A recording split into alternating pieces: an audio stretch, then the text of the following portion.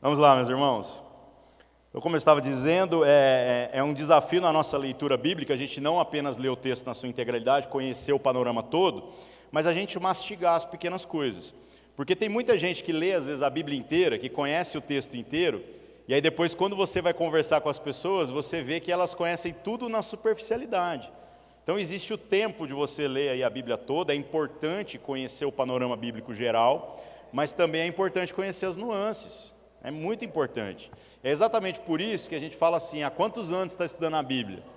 E aí você pega a gente que está estudando a Bíblia há 60, 70 anos, de maneira até acadêmica, sistemática, e o cara termina a vida e diz assim, eu não estou nem perto de saber tudo que eu poderia saber. Essa é a riqueza do Evangelho.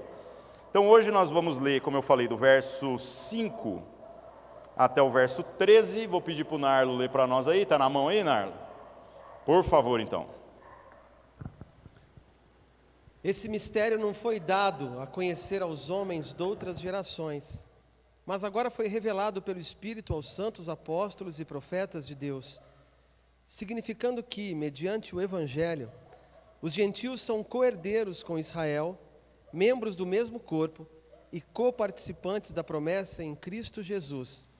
Deste Evangelho, tornei-me ministro pelo dom da graça de Deus, a mim concedida pela operação de seu poder.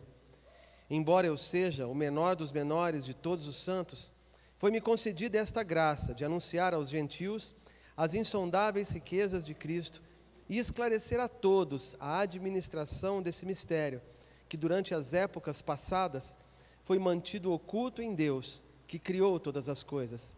A intenção dessa graça era que agora, mediante a igreja, a multiforme sabedoria de Deus se tornasse conhecida dos poderes e autoridades nas regiões celestiais, de acordo com o eterno plano que Ele realizou em Cristo Jesus, nosso Senhor, por intermédio de quem temos livre acesso a Deus em confiança pela fé nele.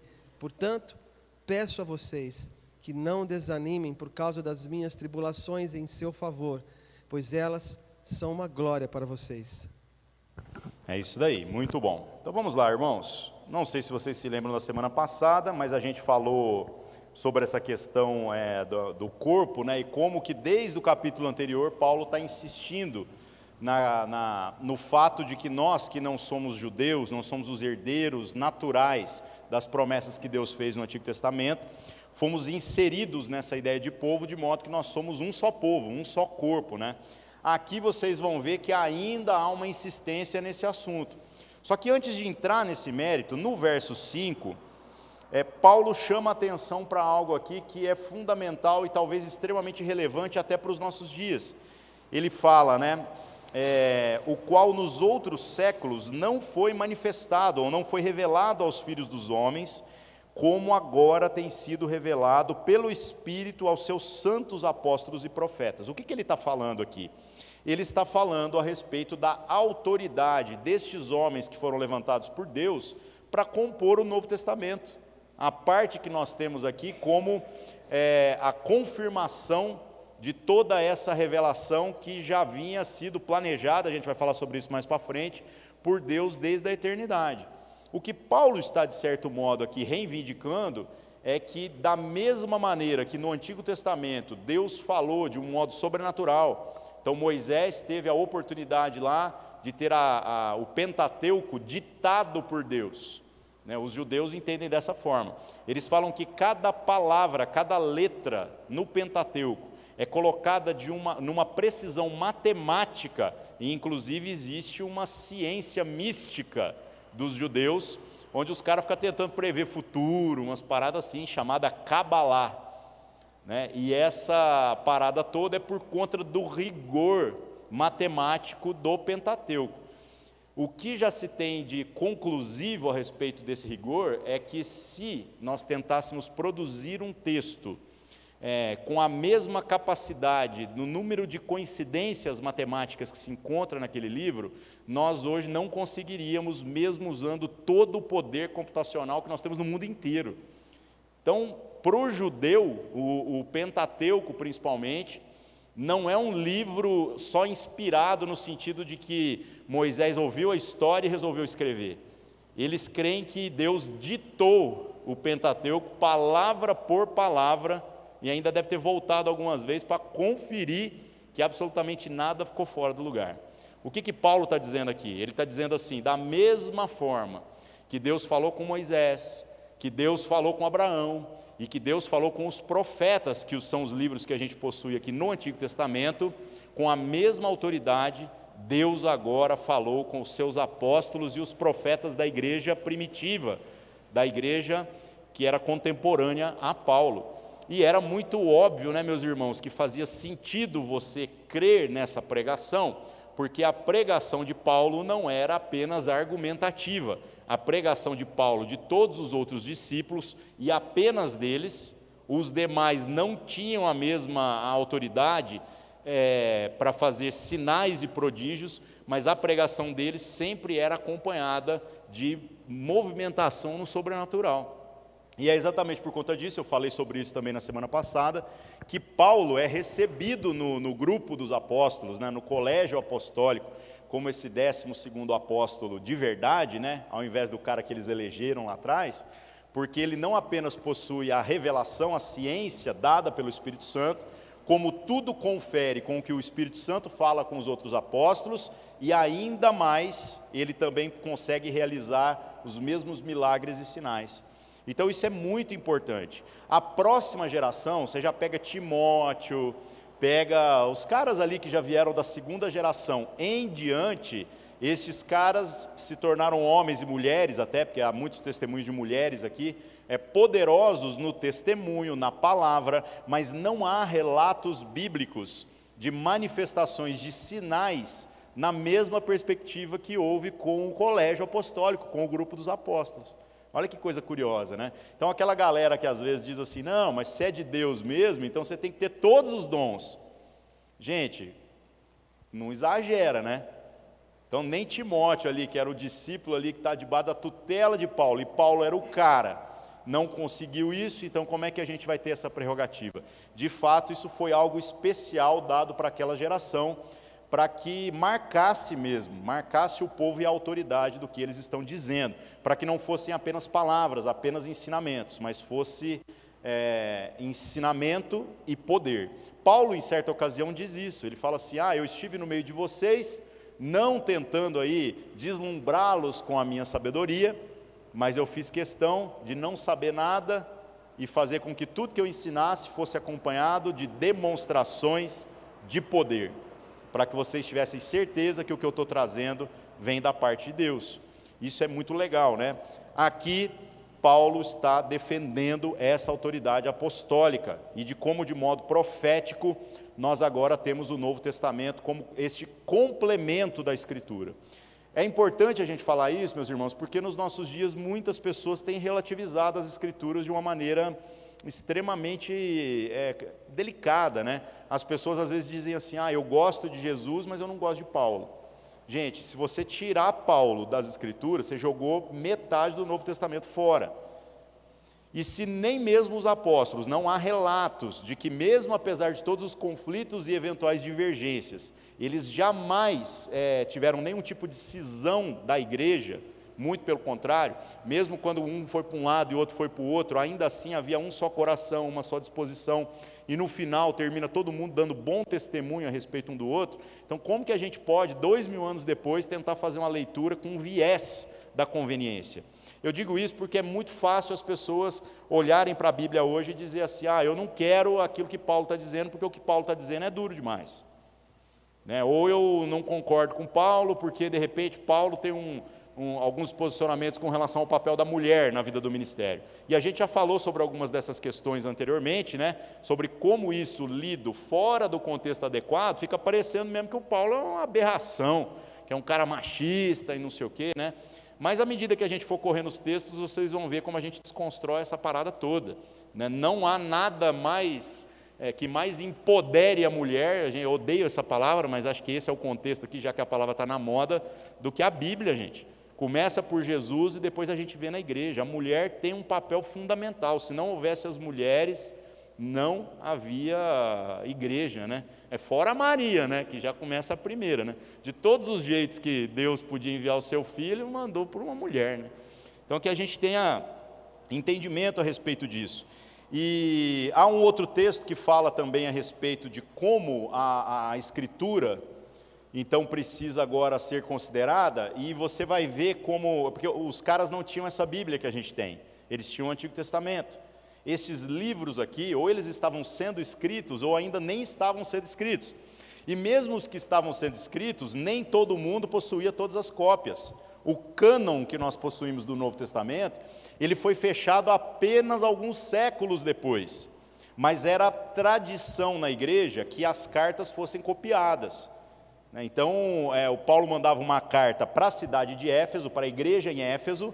Então, os efésios lá pegavam essa carta era para eles, ela tem destino, ela cita nomes, ela está falando de problemas pontuais, mas aí os caras iam lá, faziam uma cópia na mão, não tinha xerox, e literalmente passava para as outras igrejas. A formação do cânon, meus irmãos, que é esse endosso da autoridade da Escritura, ele possui critérios muito interessantes. Considerando que os caras fizeram ali, isso no século 2, 3, né, esse fechamento do cânon, dentro do modelo que a gente está, então ainda é segunda ou terceira geração pós os apóstolos. Né? Então o que acontece? Acontece que o negócio ainda estava muito fresco, e eles foram muito rígidos. Toda a crítica que a gente vê, tentando remover a autoridade da Escritura, dizendo assim, mas nós não temos certeza desses livros.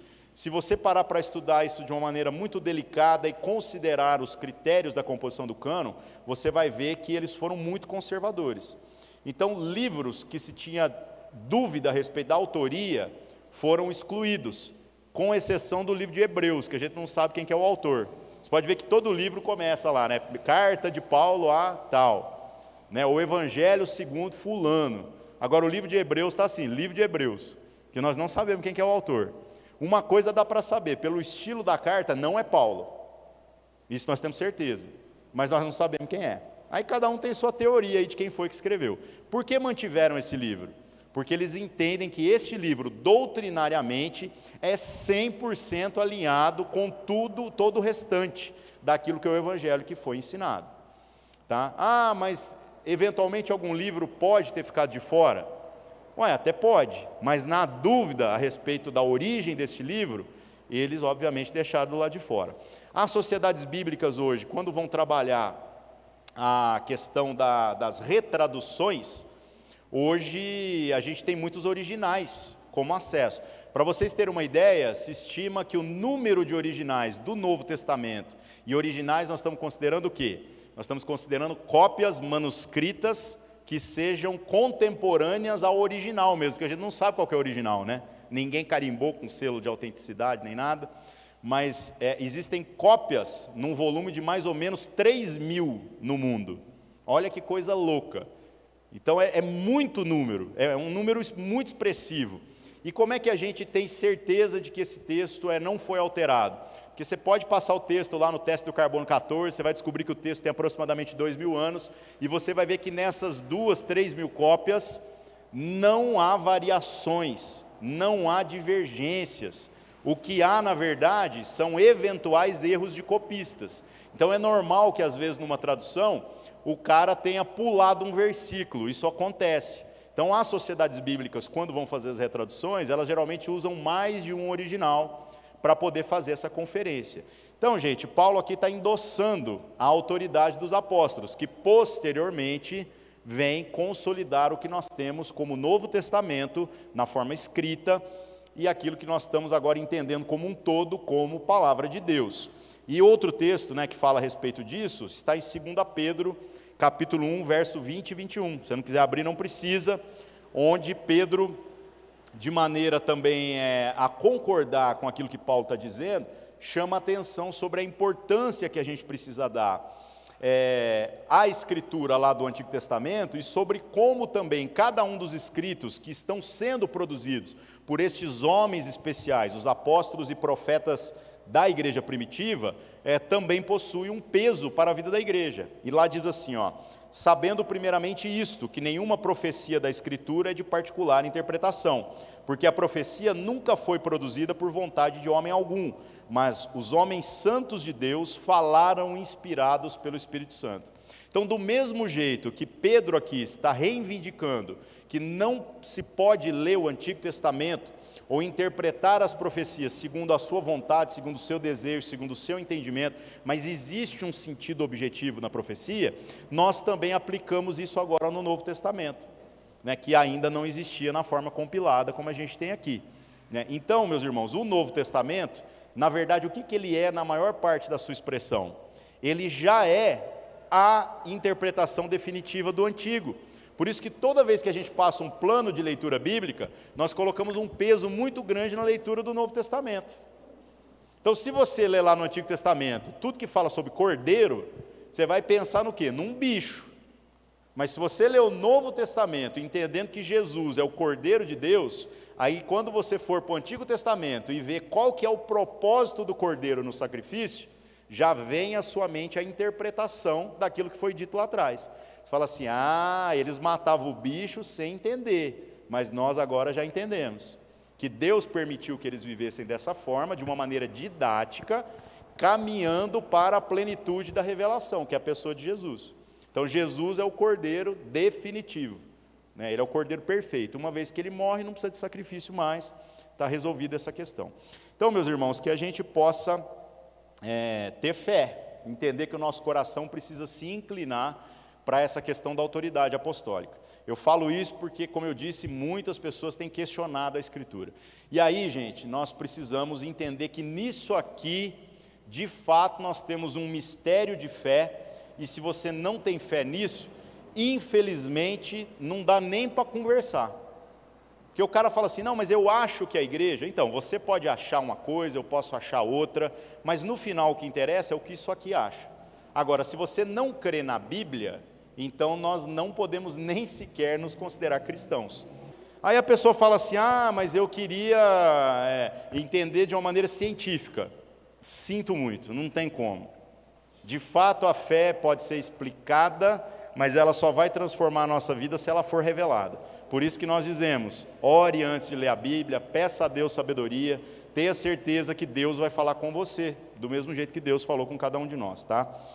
Então, gente, considere, a Bíblia não é apenas um livro histórico, é palavra de Deus para nós, tá? Então, homens santos foram inspirados, santos não na perspectiva de não errarem, mas separados por Deus, né? Homens que verdadeiramente foram transformados pelo poder de Deus, foram inspirados pelo Espírito Santo para trazer cada uma dessas palavras para nós. E assim nós convivemos com ela, tá? Verso 6 diz assim, a saber, né, que os gentios são cordeiros de um mesmo corpo e participantes da mesma promessa do Evangelho. É isso aqui que é a insistência naquilo que eu havia dito anteriormente.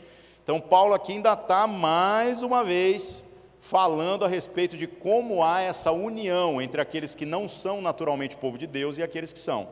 Só que uma coisa que é instintiva na vida da gente é a gente achar que existem duas naturezas de promessa de salvação. Como se Deus estivesse falando assim, eu vou salvar o povo lá no Antigo Testamento por conta das minhas promessas, e vocês agora, eu estou colocando uma situação particular, onde vocês serão salvos de uma maneira particular. E não é exatamente assim que as coisas funcionam, né? De fato, a noção de corpo traz a nós a consciência de que nós estamos sendo inseridos no mesmo grupo. Então já não existe judeu, grego, estrangeiro, brasileiro, de qualquer outra coisa. Não existe um povo santo e um povo profano. Todos nós estamos aí vivendo longe de Deus, né? Por essa graça, nós somos inseridos na família. Então Paulo aqui insistiu e ainda vai insistir mais. Vocês vão ver que ele vai estar falando disso o tempo todo, porque isso é extremamente importante de ser considerado, tá? Verso 7, ele ainda diz, né? Uma vez que ele está falando de evangelho, ele diz, do qual fui feito ministro pelo dom da graça de Deus, que me foi dado segundo a operação do seu poder. A palavra ministro que ele coloca aqui é muito curiosa, porque ela não é muito no sentido daquilo que a gente imagina hoje, né? A nossa tradição religiosa fez com que a gente entendesse a ideia de ministro como se fosse uma autoridade, né? Fala assim, o pastor está ministrando, né? Eu sou um ministro do evangelho, eu sou um ministro de louvor, né? A palavra aqui é muito similar ao conceito de diácono. Então, quando ele fala, eu sou um ministro, ele está dizendo assim, eu sou vocacionado por Deus para servir. Eu sou o que serve, ele ministra na perspectiva de servir os seus irmãos. Então ele compreende isso, ele fala assim, eu fui chamado para servir os irmãos. Servir os irmãos com o quê? Com aquilo que ele recebeu da parte de Deus. E o que ele recebeu? Um conhecimento do qual nós até hoje estamos aí mastigando e orando a Deus para tentar entender na sua totalidade, tá? Então, gente, eu creio que isso também deveria servir para a vida da igreja, no sentido da gente baixar um pouco a bola quando a gente fala que nós somos ministros de alguma coisa. Porque todos nós, no corpo, fomos chamados não para sermos servidos, mas para servirmos ao interesse desse corpo. Então, não interessa, se o cara, de fato, por exemplo, ele é o pastor da igreja, isso não é necessariamente uma vantagem, significa que ele tem mais responsabilidade e que ele tem que trabalhar mais, né? Mas todas as funções do corpo são importantes, né? Paulo, eventualmente, em outra ocasião, até fala sobre isso, sobre como todas as partes cooperam para aquilo que é o interesse do corpo, do qual Cristo é a cabeça, né? Então, nós precisamos, meus irmãos, ter essa inclinação para sermos ministros, para ministrar, e entender que nenhum de nós não tem recebido da parte de Deus alguma coisa que não pode ser ministrado na vida do outro. Então, se Deus te deu alegria, você tem o dever de repartir isso com alguém. Paulo entendeu que ele não era o foco, e ele sempre falava a respeito do seu chamado de maneira humilde.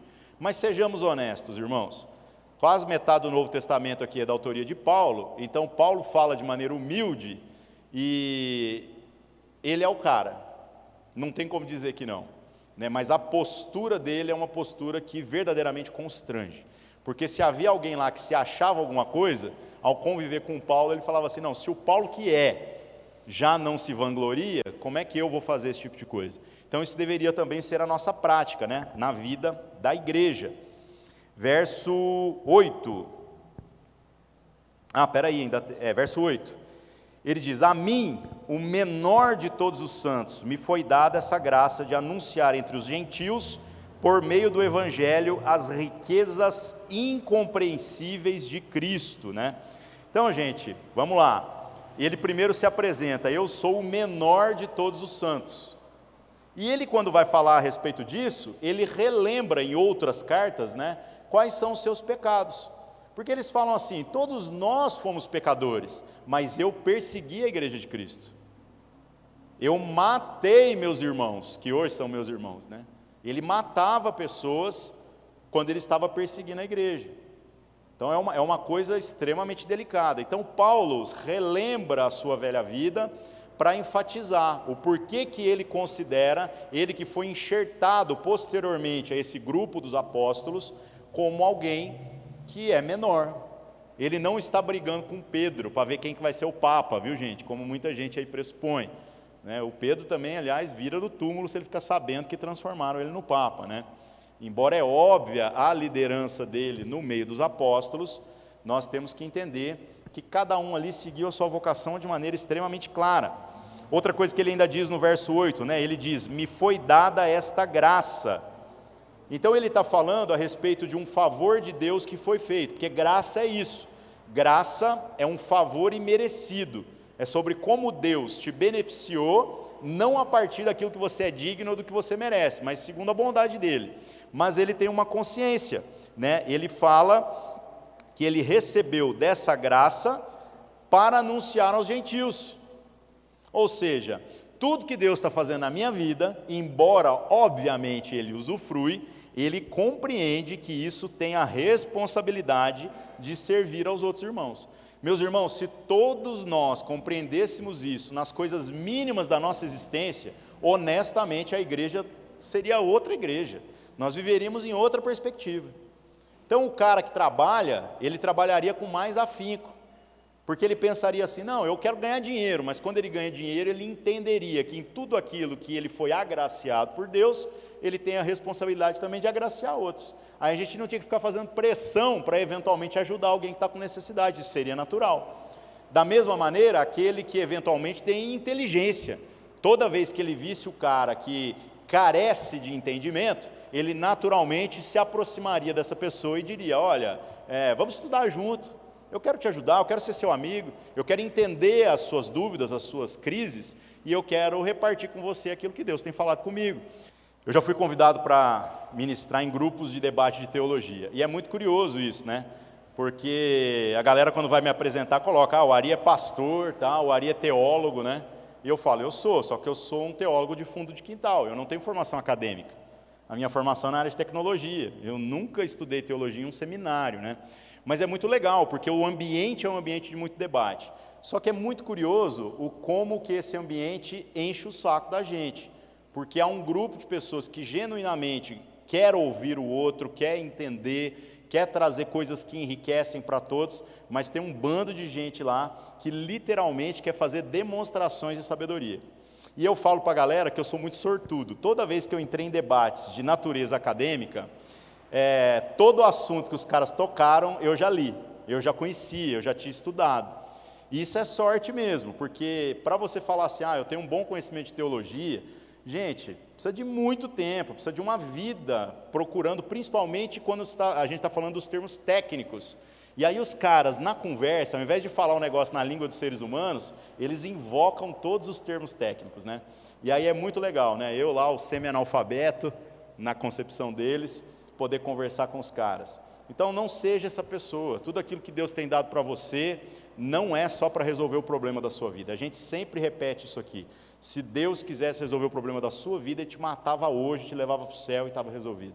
Tudo que Deus ministra na nossa vida, cada pequena virtude é para ser compartilhada na vida em família, é para abençoar o outro. Eu estava comentando aqui agora há pouco de uma viagem que nós fizemos em 2001, né, que a gente foi se divertir e tinha um cara que não era crente. A gente não foi para evangelizar, mas não tem jeito, a gente usufruindo de tudo que Deus nos deu, esse cara recebeu tanto, mais tanto, que no final ele se tornou crente. E até a última vez que eu tive notícia dele, o cara ainda era crente, já faz muitos anos isso, né? 2001, nós estamos em 2018, faz 17 anos. Então olha que testemunho legal, né, meus irmãos? Então tudo que Deus coloca na nossa vida é para ser repartido, tem que ser repartido, né? Se nós nos isolarmos, se nós começarmos a achar que não temos responsabilidade, a situação complica, tá? E Paulo ainda diz aqui, né, no verso 8, ele fala sobre pregar aos gentios, e ele, de certo modo, aqui está falando a respeito de como ele começou ali o seu ministério pregando na cidade de Corinto, pregando aos coríntios, né? E sobre como também ele sofreu uma série de questões ali, uma série de problemas e tudo mais. Verso 9, aí ele completa: e demonstrar a todos qual seja a dispensação do mistério que desde os séculos esteve oculto em Deus, que tudo criou. Então, gente, esse demonstrar ou manifestar, do que Paulo está dizendo? Ele está dizendo assim: haviam mistérios de Deus que vinham desde lá do começo da Bíblia, que agora Deus está trazendo luz, está trazendo revelação inequívoca a respeito de propósitos, dos porquês, por que cada coisa aconteceu do jeito que aconteceu. E isso foi dado aos santos, isso foi revelado a cada um deles. E ele aqui diz assim: eu, de maneira particular, compreendo que fui chamado por Deus para ser parte disso, para trazer a vocês essa revelação inequívoca. Exatamente por conta disso, irmãos, que eu disse para vocês que não dá para a gente jogar os textos de Paulo fora. Não tem como falar: eu não concordo com isso. Não tem jeito. Se a gente tirar a teologia paulina do contexto da teologia neotestamentária, nós, infelizmente, mutilamos tudo que nós sabemos a respeito da igreja, pois ele é o que falou de maneira mais prática para as igrejas. Por isso que as cartas têm destinatário. Toda carta não é para nós, ela é para alguém. Até o Hebreus, que a gente não sabe quem escreveu, não é carta aos brasileiros, é carta aos hebreus. Então nós precisamos entender que ele está falando para um povo de maneira prática, de problemas reais, ele cita nomes, ele está falando de realidades que acrescentam muito a nossa experiência da vida de igreja. Outra coisa que ele diz aqui, ainda no verso 9, né, ele diz que estes mistérios estavam ocultos em Deus desde desde quando? Desde os séculos, né? Ou desde antes da existência do tempo como nós conhecemos, ou desde a eternidade, né? E aí você fala assim, ué, mas do que ele está dizendo? Meus irmãos, ele está aqui endossando, junto com outros textos que ele já falou isso, até mesmo no começo desse livro, ele coloca muito peso no capítulo 1, e ele está falando sobre como Deus tem um plano. Então não leia a Bíblia achando que Deus foi pego de surpresa em alguma situação, não foi. Não ache que a sua vida está longe do controle de Deus. Isso não quer dizer, obviamente, que você não possua responsabilidade moral por tudo aquilo que você faz, porque nós literalmente, para sermos salvos, precisamos da interferência de Deus na nossa vida, mas para ir para o inferno, a gente vai com as próprias pernas. É só Deus deixar ser solto que todo mundo vai para o inferno, isso é natural. Agora, Deus tem um plano, e esse plano nunca se frustrou. Jesus não é remendo na história, e da mesma maneira a igreja não é remendo na história dos apóstolos. A reforma protestante não é remendo na história da igreja, e o que nós estamos vivendo hoje não é tentar remendar a história da igreja contemporânea, a igreja dos nossos dias. Não há remendos, meus irmãos. Aí você fala, não, mas o negócio parece estar tão problemático. Teve problema lá na igreja dos apóstolos, mas ainda assim Cristo é o cabeça, Ele é o Senhor. Ainda assim, Deus, através disso tudo que está revelado para nós no Novo Testamento, Ele tem um plano e esse plano está se cumprindo. No final vai haver uma multidão, segundo o livro de Apocalipse, incontável, inumerável, de pessoas que vão estar com vestes brancas, porque foram lavados no sangue do Cordeiro, no sangue de Cristo, né, de todo povo, toda língua, toda nação. E que povos são esses? São todos os que foram chamados em Cristo Jesus, né, e que fazem parte da sua igreja, em todas as épocas e em todos os lugares. Então entendam que Deus tem um plano. No momento de desespero da sua vida, você fala assim, não, parece que o negócio está, parece que eu estou sozinho. Aí você invoca a fé, tá? Você pega e fala assim, olha, parece que eu estou sozinho, eu sinto que eu estou sozinho, todo mundo está dizendo para mim que eu estou sozinho, mas Deus está dizendo diferente. Ele está dizendo que Ele tem um plano para mim, então naturalmente eu preciso agora fazer o quê? Buscar discernir esse plano para que eu pare de lutar contra Deus. Ah, mas é possível lutar contra Deus? Claro que é. O único problema é que você vai perder, tá? Mas é possível. Olha, por exemplo, o testemunho de Jonas, né? Profeta reclamão. Eu adoro Jonas, porque o mau humor dele me inspira. É um cara que Deus manda, ele fica assim, eu não gosto desse povo. Pregar para Nínive, eu quero que esse povo se exploda. Aí Deus fala, vai para lá, e ele vai para o outro lado. Quando alguém pergunta para ele assim, você serve algum Deus? Ele diz, converse. No final, o que aconteceu? O navio quase afundou, jogaram ele no mar, pensou, agora eu morro, né? Aí diz a história que veio o peixe lá, Deus falou com ele, e cuspiu ele onde? Podia ter cuspido ele lá no quinto dos infernos, cuspiu ele no lugar que ele tinha que ir. Então, não seja Jonas, tá? Não é possível vencer Deus nessa perspectiva, como muitas pessoas aí estão imaginando. Então, se você ficar lutando com Deus, quem vai sofrer é você mesmo. Então, é muito bom, no momento da crise, a gente invoca a fé, fala, Deus tem um plano, Ele tem um plano para a vida de todos nós. Então, eu quero conhecer a respeito do plano de Deus. Eu quero alinhar as minhas expectativas, os meus sonhos, os meus planos, com os planos de Deus para a minha vida. Quando a sua vida, a sua mente for a mente de Cristo, como a própria palavra diz que é o alvo, né? O que vai acontecer? Você vai orar conforme aquilo que é a vontade de Deus para você.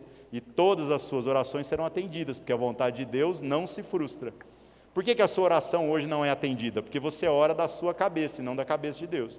Por isso que nós precisamos conhecer a palavra, para que sejamos transformados e possamos experimentar isso na prática. Legal isso, né? E verso 10, ele diz, para que agora, pela igreja, a multiforme sabedoria de Deus seja conhecida dos principados e potestades nos céus, ou em algumas bíblias aí, nos lugares ou nas regiões celestiais. Aqui eu gosto da minha Bíblia velhinha, tradução mais antiga, porque aqui ele põe peso, ele fala assim, essa multiforme sabedoria de Deus, ela seja conhecida dos principados e potestades. Então, o que são os principados e potestades? É como se a gente dissesse assim, Cristo, através da igreja, está revelando a multiforme, ou seja, as N expressões que são manifestação da sabedoria e do poder de Deus, para que até mesmo os seres celestiais se deslumbrem. Olha que coisa louca. Então, gente, eu sempre digo que a gente está no Big Brother de Deus, né? Às vezes a gente não está entendendo isso. Porque eu já vi gente, esses dias me perguntaram no Instagram, falaram assim, você não acha que eu deveria orar só mentalmente? Porque se eu orar, os demônios vão ouvir? Aí eu virei para a pessoa e falei assim, olha, na boa, velho, que diferença faz se o capeta está ouvindo que eu estou orando ou não? Não, mas aí ele vai montar uma estratégia. Eu falei, mas velho, eu não tenho problema com o demônio, eu tenho problema com Deus. Porque se eu estou em Deus, eu não tenho problema com o mal. E se eu não estou em Deus, eu já estou junto com o mal. E se eu já estou junto com o mal, acredite, o mal nem está muito nem aí. Ele geralmente está preocupado com quem não está com ele, né? Por isso que eu falei para vocês outro dia, que é só você vir para a igreja, a vida começa a piorar. Que aí parece que o inferno conspira para tentar ver se te desanima, né? Faz parte do processo. Então, irmãos, nós estamos no Big Brother, anjos e demônios estão aí, né? Outra coisa que crente faz muito, né? O cara, sei lá, constrói uma casa ou abre um comércio, aí chama o pastor para orar. Fala, não, vem cá, ora, aí passa óleo nas portas. Passar óleo nas portas é bom, porque a porta abre melhor, né? Nós estamos precisando ungir umas portas aqui, que está difícil, umas fechaduras, mas é só para isso que serve. Porque essa figura do Espírito, gente, vocês acham que o Espírito Santo de Deus habita em prédio? O Espírito Santo de Deus habita em porta? Isso é bobagem, ele habita em nós que professamos o nome de Jesus como Senhor. Então, isso que nós fazemos é uma simbologia boba, vazia, que não acrescenta nada. Mas quando a gente está lidando com pessoas de mais idade, que vêm de uma tradição, eu vou lá e oro, eu faço o que ele quer e depois eu ensino aquilo que ele deveria saber, né? Também não vou ficar discutindo pelo em ovo, né, irmãos? Chifre em cabeça de cavalo, por causa da bobagem. Mas a verdade é que isso aí não tem poder nenhum. Isso aí não resolve problema nenhum. Isso aí não resolve absolutamente nada. Mas aí o que acontece? O que acontece é que se aqui, nesse momento, a gente falar assim, nós estamos aqui, o Espírito Santo está aqui, é como se Jesus estivesse aqui, porque ele disse que onde houver 2 ou 3 reunidos no nome dele, ele está no meio, né? E pode ter uma legião de demônios, eventualmente, aqui de fora, assistindo tudo que a gente está falando. Ou às vezes até aqui dentro mesmo, zanzando, procurando lugar para sentar, mexendo no som, né, atrapalhando o Marcelão ali, puxando o cabo de energia, é isso aí. E aí você fala assim, mas isso é um problema? Irmãos, não é. Nós somos esse espetáculo, mas do mesmo jeito que os demônios vão sendo pegos de surpresa a respeito da revelação da obra de Deus, o que o texto indica aqui é que os anjos também. Então, enquanto os demônios veem o que Deus está fazendo na nossa vida, e falam assim, não é possível, perdi mais uma, e vai perdendo uma atrás da outra, até que se complete a obra de Cristo em nós. Da mesma maneira, os anjos, ao olharem para nós e verem cada provisão de Deus na nossa caminhada, no nosso crescimento, eles glorificam a Deus por aquilo que é a obra de Deus em nós. Por isso que nós estamos no Big Brother, irmãos. Então, seja coerente, tá? Não envergonhe a Deus. Verso 11... diz assim, segundo o eterno propósito que fez em Cristo Jesus, nosso Senhor. Mais uma ênfase de que a vontade de Deus está estabelecida desde a eternidade e ela não mudou. Ele põe peso aqui dizendo, eterno propósito. Se é eterno, não teve começo, não tem meio e não tem fim. Deus tinha um plano, esse plano vai ser seguido de cabo a rabo. E qual era o plano de Deus, né, meus irmãos? A coisa mais óbvia. O plano de Deus nunca foi um jardim cheio de Adão. O plano de Deus é uma cidade santa, cheia de Cristos. Então, no último dia, quando nós estivermos lá, todos nós seremos transformados à imagem perfeita de Cristo. Então, literalmente, vai ser a coisa mais legal do mundo. A gente vai olhar um para o outro e vamos ser todos como Cristo. Vai ser muito doido isso, né? E Deus não podia ter estalado o dedo e feito todo mundo ser igual a Cristo? Então, deixa eu explicar um negócio para vocês. Jesus, para ser o Cristo, o que ele teve que fazer? Morrer, se sacrificar. Por isso que a gente fala, né? É Jesus, beleza, mas o Jesus que dá a vida, ele é o Cristo. De fato, ele é o Messias, ele é o enviado, ele é o que cumpre o propósito cabalmente, sem crise nenhuma. Então, se Cristo já é forjado pelo fogo, não venha pressupor que você vai ser feito igual massinha de criança com todo carinho. Então, do mesmo jeito que Cristo é que Cristo foi forjado no fogo, todos os Cristos também devem ser forjados, tá? Pesado isso, né, meus irmãos? Verso 12, no qual temos ousadia e acesso com confiança pela nossa fé dele. E é bem legal aqui, né, que ele não apenas está dizendo que não há possibilidade da gente se aproximar de Deus sem ser por Cristo, mas ele coloca um peso aqui na questão da ousadia e acesso com confiança. Não é arrogância daquele que conhece Cristo como seu Senhor e Salvador falar a respeito de Deus com tanta intimidade. Não, é para isso mesmo. Nós somos um corpo, então nós estamos falando de algo que faz parte de nós, do mesmo jeito que nós fazemos parte dele. Então é preciso que haja essa intimidade. Muitas pessoas às vezes querem frequentar a vida da igreja, mas por não se envolverem, continuam tendo uma relação de religiosidade fria, onde Deus parece que está sempre distante e eu parece que estou sempre numa distância confortável, onde eu não sou confrontado, onde eu não sou exposto, onde de certo modo parece que eu não consigo me sentir parte de um todo. Aqui, meus irmãos, é preciso que o nosso relacionamento gere em nós essa confiança. Então não tem crise, tá? Não deveria ter. E verso 13, ele diz: portanto vos peço que não desfaleçais nas minhas tribulações por vós, né, que são a vossa glória. Ele está dizendo assim, deveria ser um motivo de alegria, de vocês glorificarem a Deus, tudo que eu passei para estar aqui por vocês. E aí você lembra de tudo que Paulo passou? A gente tem uma lista muito grande de tudo que ele passou. Eu separei um texto aqui especificamente para a gente encerrar, que está em Atos capítulo 20, verso 18 a 21. Paulo está falando, né, a respeito das crises e das dificuldades do ministério. Ele diz assim, e logo que chegaram junto dele, disse-lhes: vós bem sabeis, desde o primeiro dia que entrei na Ásia, como em todo esse tempo me portei no meio de vós, servindo ao Senhor com toda a humildade e com muitas lágrimas e tentações, que pelas ciladas dos judeus me sobrevieram. Como nada que útil seja, deixei de vos anunciar e ensinar publicamente pelas casas, testificando tanto a judeus como a gregos a conversão a Deus e a fé do nosso Senhor Jesus Cristo. Então, as ênfases que eu gostaria de colocar nesse texto, ele está falando a respeito das tentações, que é uma coisa que às vezes a gente na nossa vida, quando está passando por esses momentos de tentação, fica falando assim, rapaz, eu não devo ser filho de Deus não, porque não, a carne aqui grita demais. Paulo coloca isso no texto, ele está falando que as tentações não foram poucas.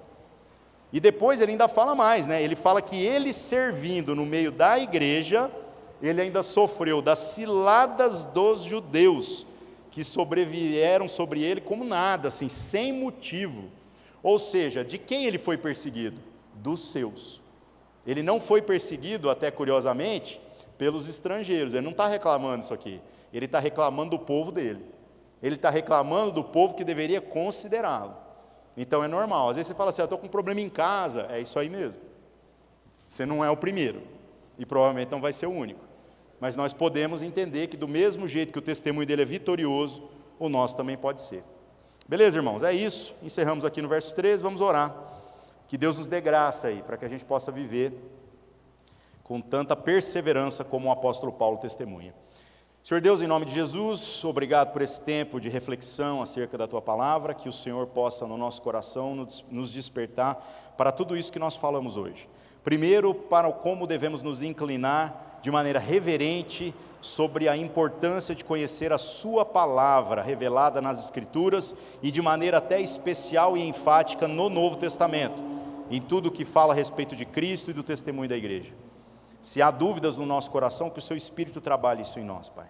Pedimos também que possamos compreender essa responsabilidade, que tudo que recebemos do Senhor, haja em nós um compromisso de abençoar os outros, de abençoar o Teu corpo. E pedimos também, Senhor Deus, que na nossa jornada, todas as dificuldades, as perseguições, todas as crises, todas as vezes que formos rejeitados pelos nossos, pelos da nossa casa, pelas pessoas que às vezes a gente menos espera, pelos irmãos do próprio convívio da vida da igreja, que tudo isso não sirva para que o nosso coração desanime, para que o nosso coração desfaleça, mas que possamos confiar plenamente na promessa eterna que foi preparada pelo Senhor para aqueles que creem em Cristo Jesus e vivem segundo a sua vontade. Em nome de Jesus oramos e agradecemos. Amém.